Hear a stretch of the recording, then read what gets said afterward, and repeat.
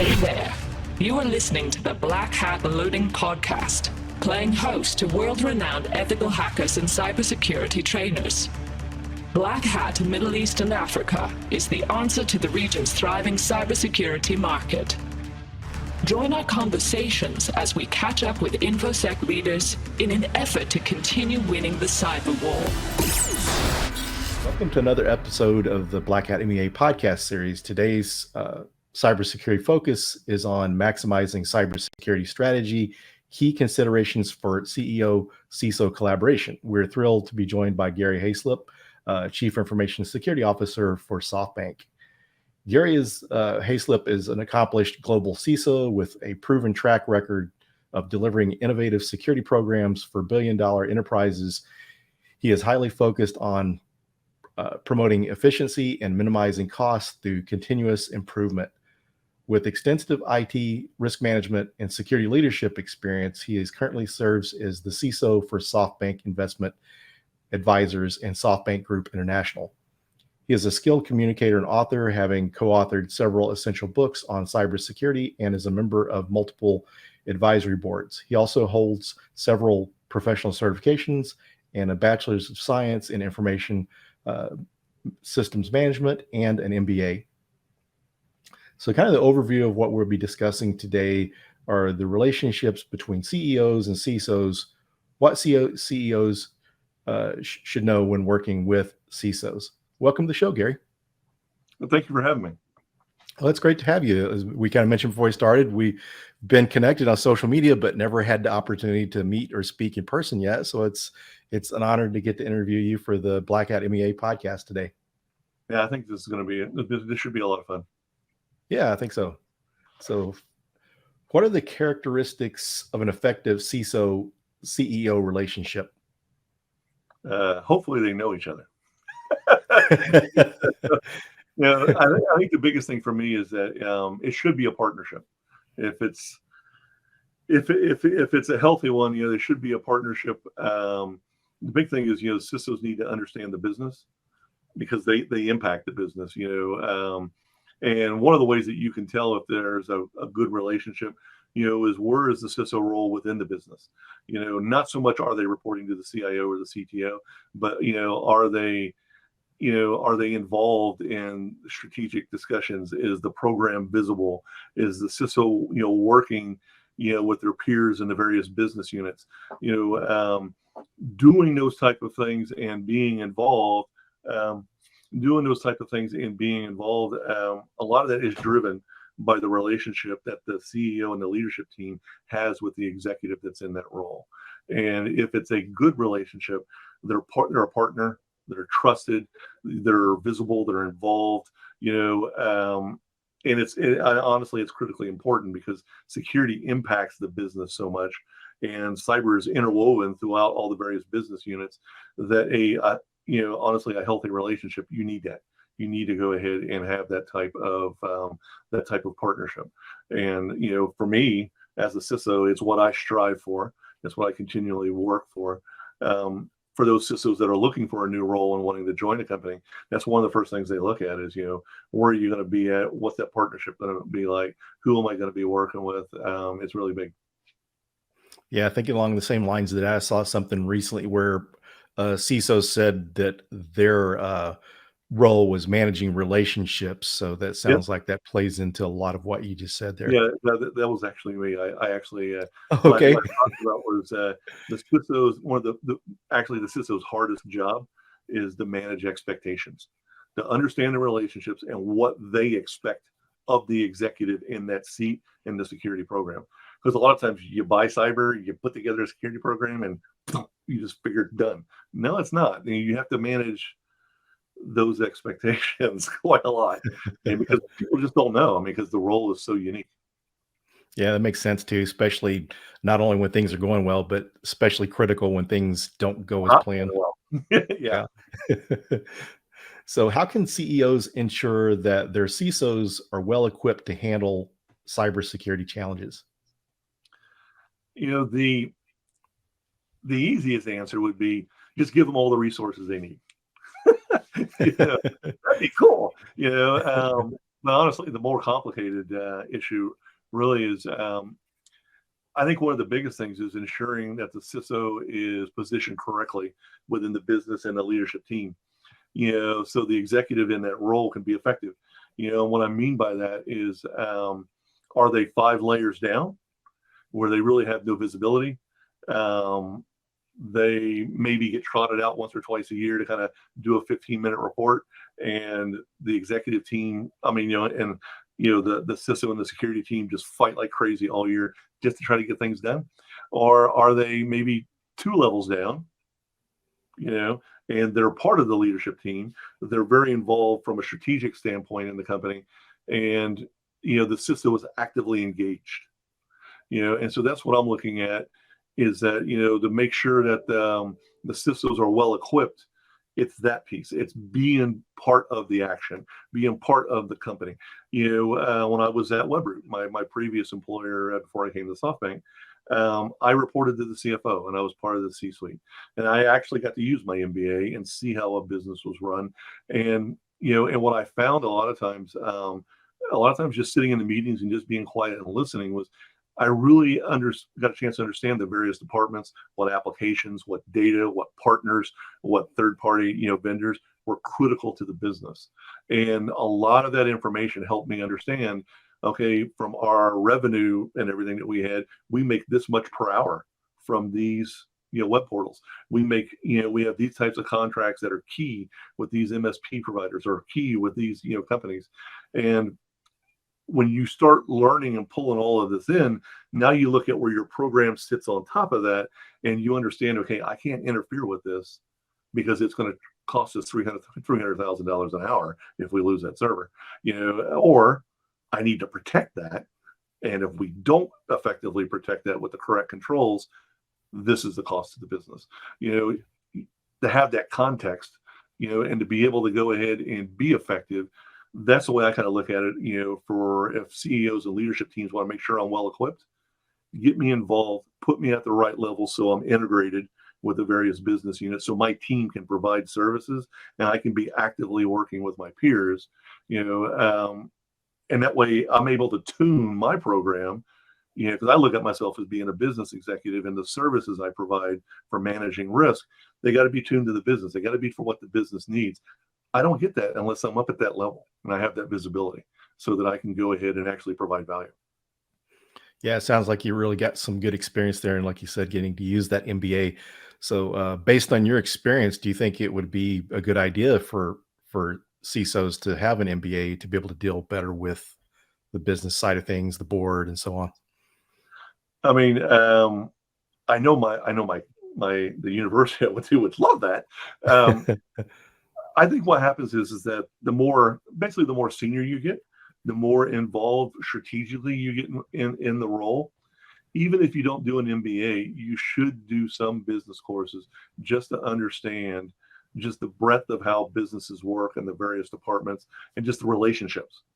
Because as you get more senior, you have to build a level of trust with the executives you're working in, because they already know you've got the technical chops and you're bringing the technology stuff to the table. You've already got those skills. But now there's a lot of soft skills that you have to go ahead and bring to the table. There's also a lot of, business knowledge that you have to bring to the table to understand, so you don't interfere, but instead you support. And you're not going to get that unless you actually educate yourself. And I spend a lot of time talking about, in this role, the more senior you get, you are continuously educating yourself. And I don't care if you've been in this role 20 plus years like I have, I'm always working on something, reading something, writing something, researching something, because it's just the nature of our community. It's the nature of of the domain, the field that we work in. Very, very good and very interesting. What are some of the key cybersecurity risks that CEOs should be aware of? I think one of the big technical risks I think one of the big risks, honestly, is the rate of technical change. If an organization is positioned to, take advantage and understand the risks involved with, technologies that are changing so fast, they can go ahead and take advantage of those and be able to scale quickly and be able to, increase revenue, new partners, But if they don't, if they're not ready for that, if they're not, just look at how Chat GPT has flipped a bunch of people's business plans. If they're not responding to that fast enough, they're not going to understand the risks that some of these specific technologies are going to impact them. And impact, hey, we got the strategic plan, we got the budget set for the next 18 months, and then all of a sudden something like Chat GPT just goes through the roof, and all of a sudden you're scrambling because customers you have are now demanding this, and you never had that built into whatever service or whatever you were providing. Now you have to, so stuff like one of the biggest things I look at is just the rate of technical change for the business environment that we live in today. I think another big thing is because of that, that technical change in the environment that we live in, the risks now of second and third party tiers and stakeholders, suppliers, partners. We talk about it all the time about the supply chain risk, but operating in the international environment that we do, with the 24/7 type of environment that we work in, the issues of a partner downstream are not going to last downstream. They're going to come back and bite you. And so it's really understanding your business operations and which ones are critical, your partners and your vendors and stuff, and and understanding the connections, the data flows, what they have of yours or what connections they have into your environment. I find sometimes people are blind to that, or it's very vague. It's kind of in the gray. Those are two issues that I look at quite a lot that have some substantial risk, that I think CISOs are well positioned for, and the fact that we understand the interplay of risk with technology and with our vendors, and we're CIOs are very focused on delivering IT and daily services. Is email up, is web up? CISOs are looking more enterprise wide, and all of the connections and data and identity and privacy and our the people that we're sharing services with, and so it's a lot broader view. To me, it's a lot more strategic view. It's also more of a catastrophic view if it goes wrong. I think you need both of them together, both the CIO and the CISO together, because the stacks are so intertwined. But I think those are some of the things that, from a cybersecurity perspective, I know everybody would be screaming ransomware and stuff, and I think that's known. It's been known for quite a while. But the technology, just the rate of change for technology, seems to be continually increasing. And this is a risk that I think boards and CEOs and their leadership teams need to be focused on. And then the second piece, not only the supply chain, but also some of these people aren't giving you supplies, but they're critical. They're critical partners or critical people that you are linked with as a business. You may be an umbrella corporation with multiple companies underneath, and all of them are interconnected together. Not all security is made the same there. Do you understand the differences and which ones are more risky than others? And do you have ways in which to be able to mitigate that risk, cut off a connection, respond, to incidents? These are things that unfortunately you kind of learn after the fact, and so those are some of the risks that I really stress, especially in an international environment, at companies that I've worked at. So how can CEOs help foster a culture of cybersecurity within their organizations? That's a big question. Honestly, it's all about culture. It's all about culture. Honestly, I sit on boards, for startups, and I advise boards. And one of the things that we talk about as directors is the fact that the CEO basically sets the tone, the culture, for the organization. And and I've spent a lot of times talking with my peers, with fellow CISOs, and culture is one of the hardest things that CISOs have to deal with. Because if the culture, if security is built into the culture, you are so happy, because it's so much easier to be effective and to get things done, because it isn't people fighting against you saying, well, that's not how we did it around here. Well, we just don't do it that way here. Instead it's, how can we do things better? How can we help you? Can we be part of one of your projects so that we can help test this? So they do. It's one of the biggest things for me is that they set the tone for the business and the leadership team with regards to the CISO and the security program. If they are educated, if they are on board and they believe that it's a critical service and that you should be part of, the whole operational process of the business, it's good because security is, it's going to be baked into the culture, and people are going to accept that this is just the way it's done around here. If it's not, you are constantly butting heads. You're always going to have problems with resources. You're always going to have problems trying to keep talent. And so I look at the CEO and the leadership team themselves, those that are in the executive level positions. You set the tone. And that's another reason why I believe the CISO needs to be involved at that level. Because you've got to manage those expectations. You've got to educate. You've got to, you've got to go ahead and be able to find your advocates, to be able to find your champions, be able to find your partners so that you can be effective. Yeah, it definitely sure sounds like that would make things a lot easier, that type of culture. So what are some of the common misconceptions that CEOs have about cybersecurity, and how can they avoid them?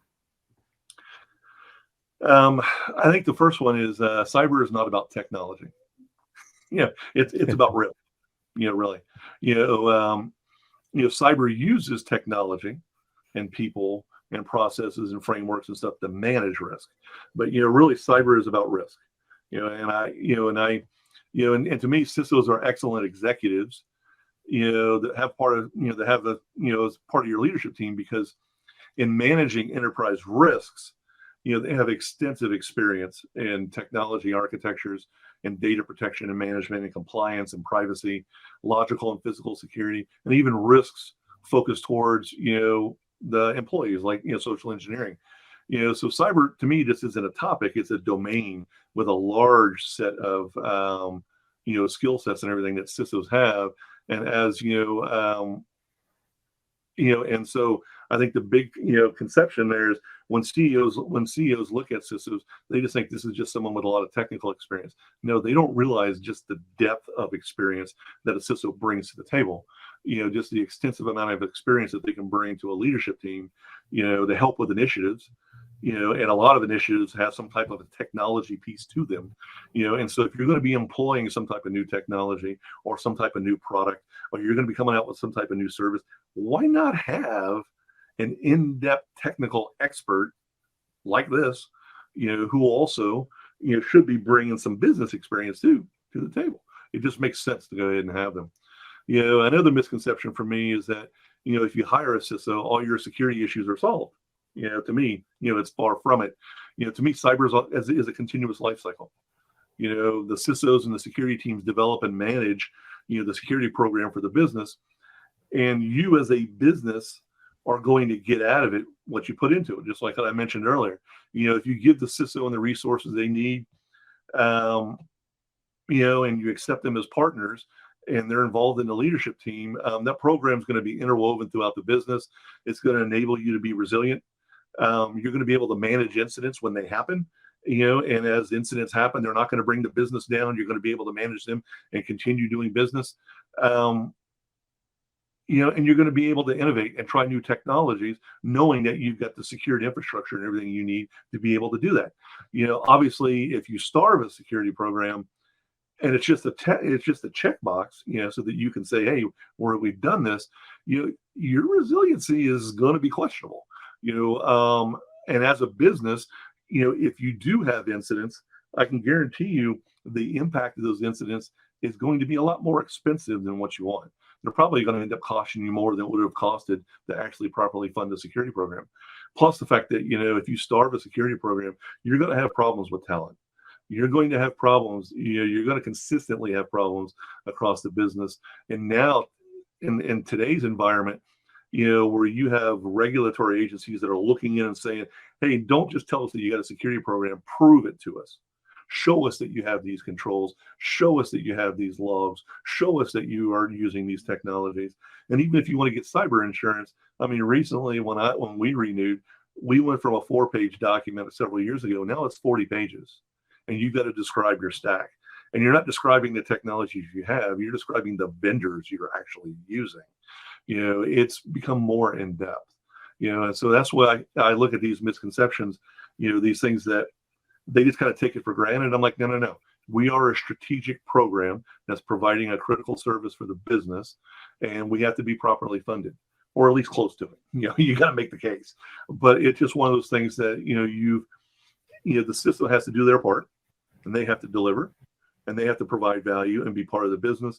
And the business has to also recognize that, hey, a security program is just as important as HR and operations and finance and, and these other, departments that you need as well. So kind of to change the tone here a little bit, focus more on the conference itself.